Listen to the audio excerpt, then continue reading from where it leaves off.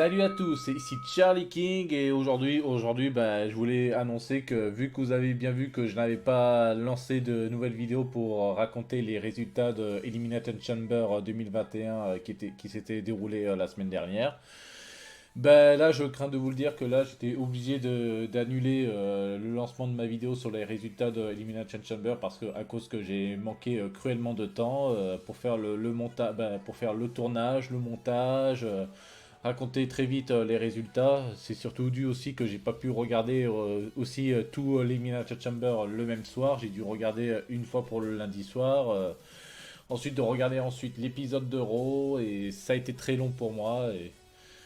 Et j'espère pouvoir me... Surtout aussi, c'était dû aussi que voilà, les journées, j'étais très occupé dans les milieux de la journée. Alors du coup, il fallait que je fasse des montages le soir, mais le problème c'est que le soir, des fois, je suis tout seul à faire le truc pour parler de catch. Alors pour les autres, il y en a certains qui m'aident pour faire des vidéos en bref pour des unboxings ou des trucs de jeux vidéo. Mais par contre, pour le catch, là, je suis tout seul à m'occuper de de ce sujet.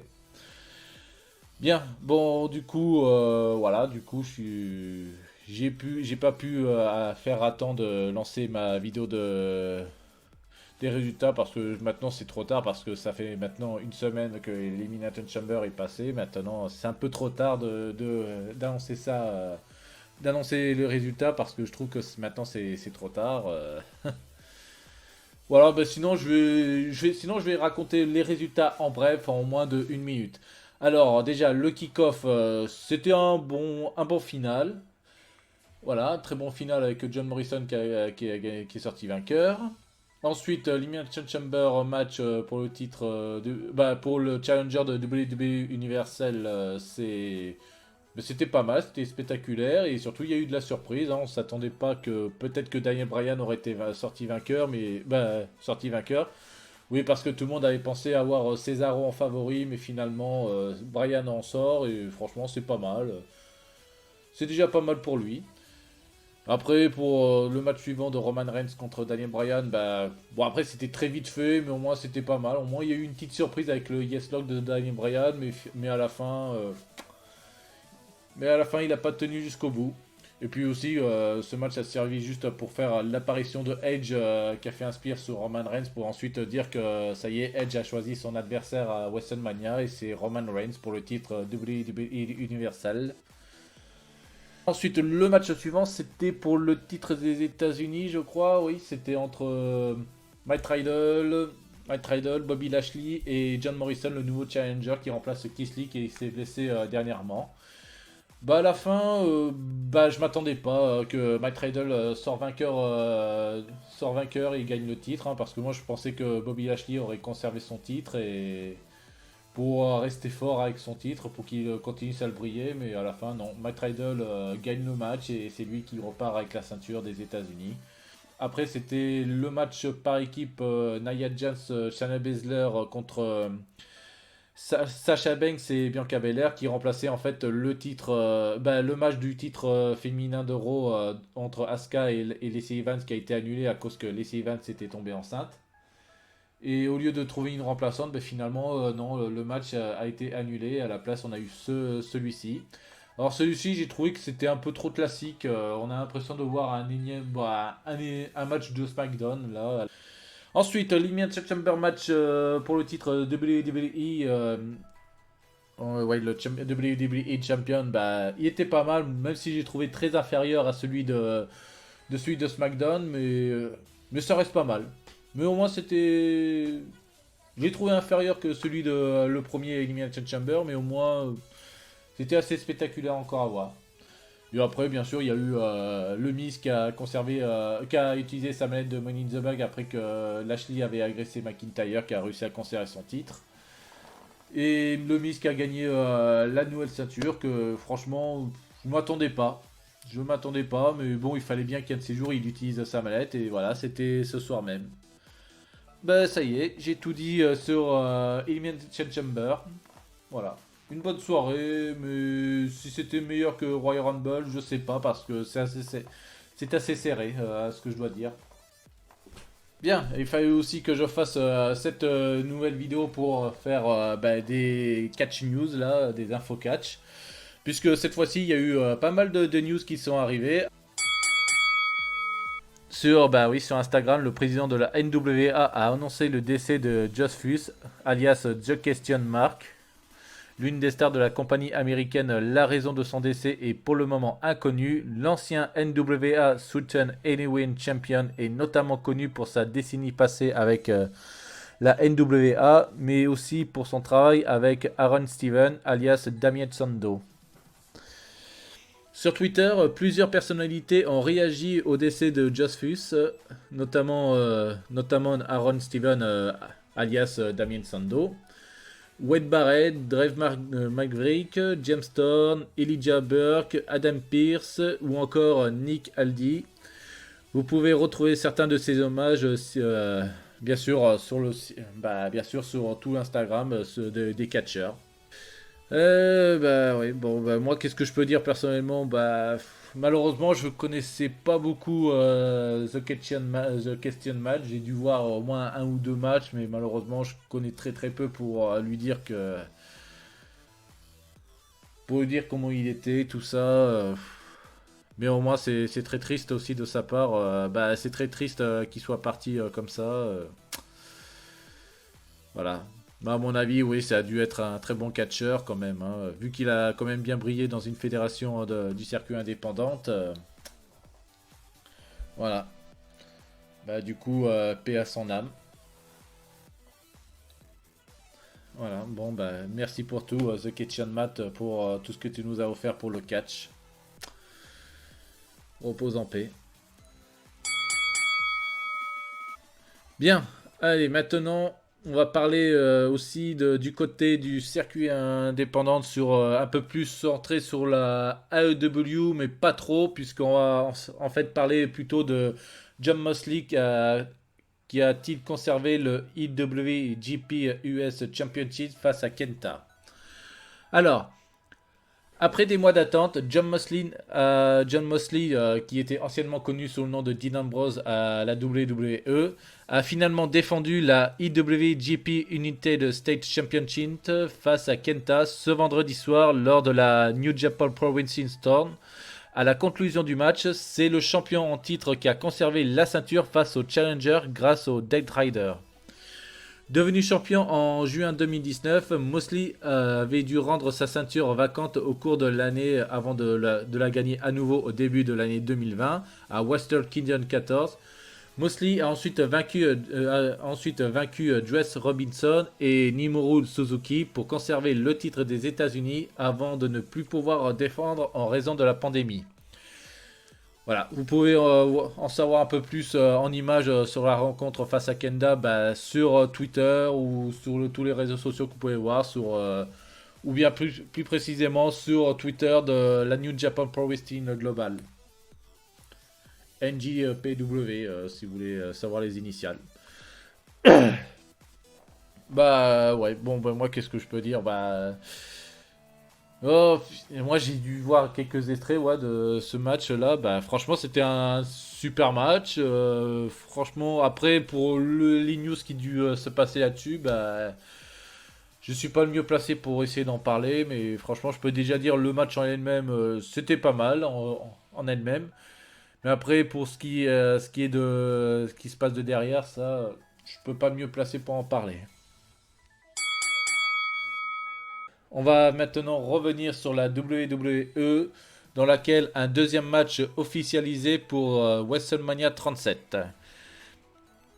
Voilà. Maintenant, il ne reste plus que quelques quarantaines de jours qui nous séparent de la première nuit de la WWE WrestleMania 37 et la carte de l'événement commence petit à petit à prendre forme. Le premier match officialisé pour le Greatest Stage in the Tenzol, voilà, je vais plus le redire ça. L'a été lorsque Edge a choisi le Universal Champion Roman Reigns pour le main event de pay-per-views.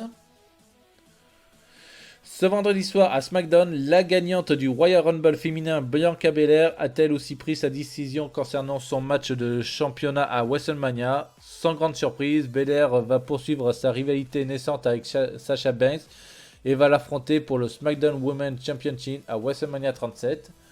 Pour rappel, WrestleMania 37 se tiendra sur 2 nuits, les 10 et 11 avril prochain, et sera à suivre en direct sur le WWE Network.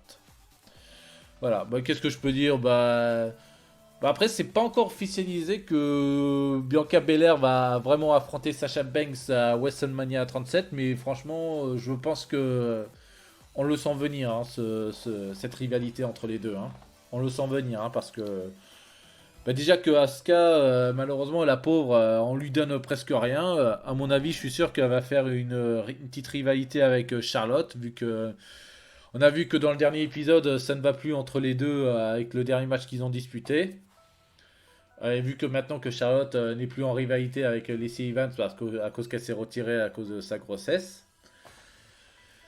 Or, du coup, je suis sûr que pour Charlotte, ils vont lui donner une feud face à Asuka pour le titre WWE féminin d'Euro pour WrestleMania.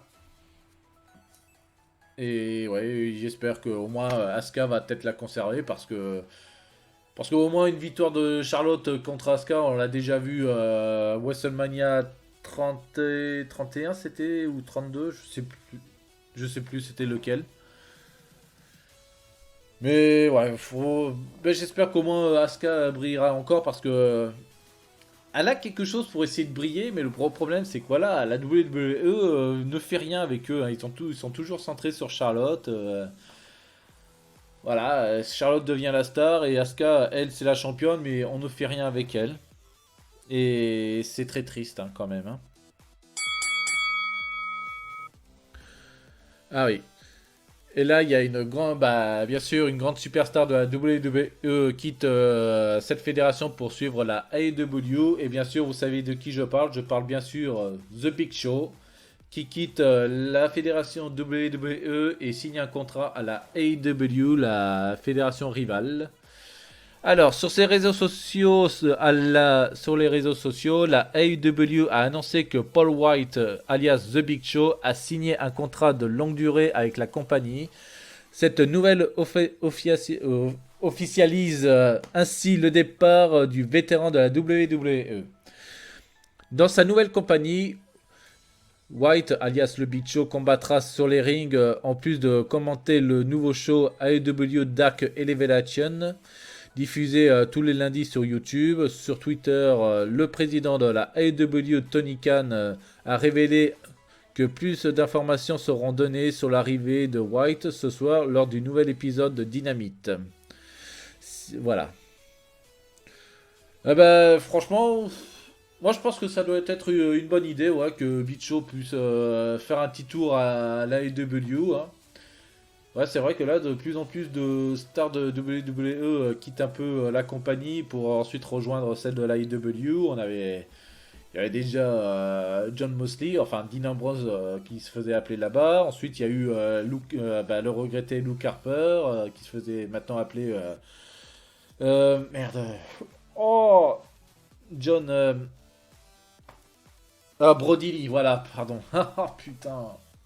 Oui, oui, moi je retenais Luke Harper, mais oui, Brody Lee à AEW, là, le regretté Brody Lee. Et bien sûr, dernièrement, on a eu aussi Sting, qu'on pensait qu'il allait, ça y est, il allait prendre sa retraite et rester peut-être dans les aéries de la WWE, mais qu'à la fin, ben non, il se joigne à la AEW et peut-être qu'il va catcher. Pour l'instant, je ne l'ai pas encore vu carrément dans l'action sur le ring. Allez, tiens, en parlant de la AEW, bah, il y a Jack Roberts qui dit que Vince McMahon est un asshole, bah, un connard, on va dire, pour un segment. Asshole. Voilà. Le Hall of Famer de la WWE et actuellement manager à la AEW, Jake the Snake Robert, a récemment parlé à l'Inside the Rope d'un ancien scénario entre lui et Jerry Lawler, un angle qui impliquait que le King essayait de verser Jim Byrne dans la gorge de Robert. Le maître du DDT, qui est maintenant sobre et assez vocal sur ses dépendances passées, appelle le président de la WWE, Vince McMahon, le connard pour l'avoir fait passer sous cet angle. Alors, ici, eh bien, j'ai pensé que c'était une chose horrible pour McMahon de me demander de faire. C'était un bon marché, c'était irrespectueux, cela ne prouvait rien d'autre que le fait que Vince McMahon est un connard. Alors voilà, Lawler, il est dans le même bateau, les deux connards. Robert révélera plus tard qu'il va beaucoup mieux en matière de santé après une légère peur vers la fin de l'année dernière. Hirocite, vous savez, j'ai des problèmes que je dois surveiller, mais ça s'améliore tout le temps parce que j'ai arrêté de fumer. C'est vraiment difficile à faire. Je serai là pendant longtemps. J'ai des petits-enfants avec qui je veux sortir. Je veux rendre quelqu'un d'autre misérable. Non, je veux rendre quelqu'un d'autre misérable. Alors amusez-vous. Ouais, je vais beaucoup mieux. Voilà. Bon, bah, du coup, qu'est-ce que je peux dire? Bah écoute, s'il a raison, ouais, parce que bah, c'est vrai on savait, c'était très connu que Robert il a eu des problèmes d'alcool dans le passé et tout ça, et si jamais, bah si aujourd'hui il va beaucoup mieux et que s'il se sent bien à la AEW, c'est bien, et s'il trouve que c'est à cause de la WWE qui se sentait mal après ça, bah c'est un peu dur de défendre la compagnie de McMahon après ça, hein. Bah après, de toute façon, hein, ça n'empêche pas toujours de toujours suivre la WWE, hein. Bah après, bien sûr, bah, de toute façon, je suis à peu près les deux. Après, la WWE un peu moins parce que pour manque de temps, mais j'essaie de quand même de suivre ce qui se passe quand même à travers Internet et tout ça. Bon allez, dernière, oui, l'avant-dernière, c'est à propos de Mark Henry se prépare pour un retour dans le ring. L'émission Bustin' Open Radio est animée chaque semaine par Dave Lagreta avec un co-host qui alterne entre Bully Ray et Mark Henry. C'était au dernier qui était au micro pour la récente édition, l'occasion pour l'employé de la WWE de faire une confession sur la suite de sa carrière sur le ring. Henry, Henry fait ensuite savoir qu'il n'a pas du tout pris sa retraite suite à son altercation en coulisses avec Randy Orton lors d'un Raw. La World Stuntman a même fait savoir qu'il avait repris l'entraînement en prévision d'un retour sur le ring. Il ajoute même qu'il prévoit d'avoir un match dans 6 mois, même si cela ne fait pas forcément contre Orton. Bon, bah, pour ce que je peux dire, bah après, bien sûr, il n'avait pas beaucoup précisé qu'il allait prendre sa retraite, alors voilà, il avait des chances de revenir, hein. Mais après, s'il veut encore prouver qu'il peut faire quelque chose encore sur les rings, bah, c'est libre de choix, hein.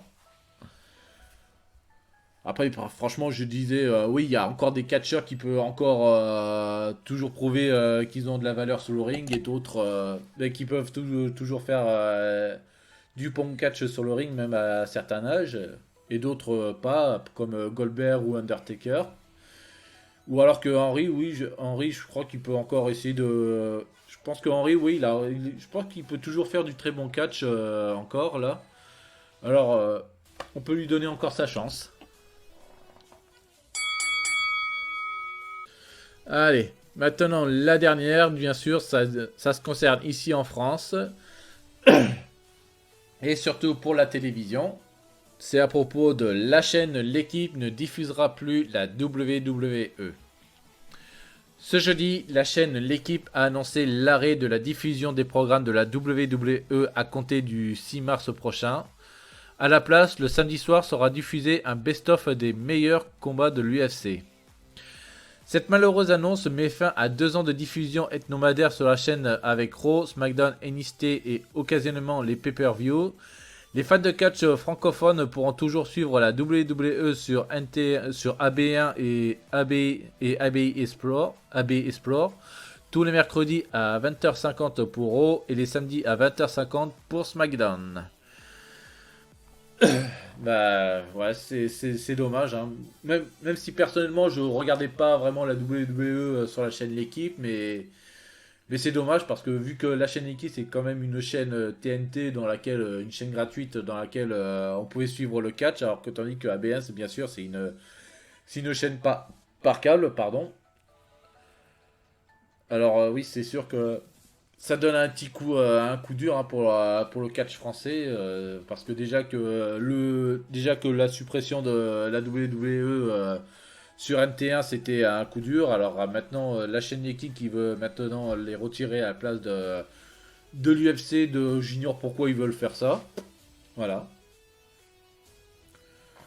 Après, ouais, personnellement, j'ai dû suivre un petit peu. Surtout, c'était sympa aussi d'avoir pu diffuser au moins les épisodes de NXT parce que c'est sûr que AB1 il le faisait pas. C'était uniquement disponible que sur WWE Network. C'était déjà bien que la chaîne L'équipe pouvait leur diffuser. Après, bien sûr, pour les duos de commentaires, bah, c'est sûr, il y avait toujours un juste, mais en compagnie de Florian Gazan. Bah, Gazan, je trouvais qu'il était pas mal, mais bon, bon, ça va, il connaissait pas trop le catch, mais au moins on voit bien qu'il essayait de démerder pas mal, voilà. Même si franchement ça vaut pas non plus ça vaut pas aussi haut que le duo de Ajus et Shero, mais au moins ça tient la route, hein. Et au moins on voit bien que au moins, on voit bien qu'il commente vraiment pour le plaisir et pas pour dire tiens je veux mon chèque à la fin de l'émission et puis ouais, et puis basta. Voilà, bon bah du coup ouais, je suis ouais, un peu triste hein, que le catch fait encore une croix sur la chaîne, bah, sur la télévision. Après, bien sûr, il reste encore, il reste toujours AB1 pour la WWE. Il nous reste aussi AEW qui est sur la chaîne Toonami que vous pouvez voir sur la chaîne que je viens de le dire, Toonami.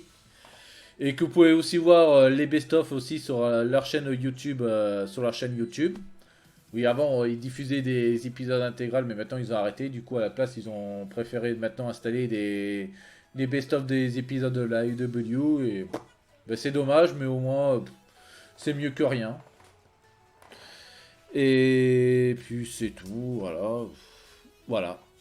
Mais j'espère au moins que le catch peut encore revenir en force à la télévision. Parce qu'il le faut, hein. Bien.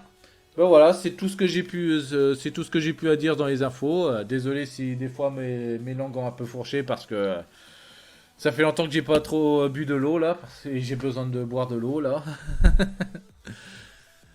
Alors, ben j'espère que voilà, les infos du catch vous ont plu et d'ici là, ben, je vous dis peut-être à la prochaine fois et j'espère aussi d'être assez rapide pour parler des pronostics et des résultats pour les prochains pay-per-view. Voilà. Bon, après, peut-être pas pour le pay-per-view de la W parce que là, je suis pas encore prêt pour. Ouais, je serai pas encore prêt pour le faire là. Là, je vais suivre sûrement le pay-per-view de la AEW, mais là, je serai pas prêt pour faire un pronostic et des résultats. Et désolé. Bien. Bon, ben voilà, c'est tout ce que j'ai à dire. Ben, si vous avez aimé ça, n'hésitez pas. Je vais faire comme tous les autres youtubeurs. Je vais vous dire, n'hésitez pas à commenter, à liker, à partager. Et dites-moi vos avis, comment j'étais. Et voilà. Bien, ben, d'ici là, ben, je vous dis à plus. Sayonara et ciao.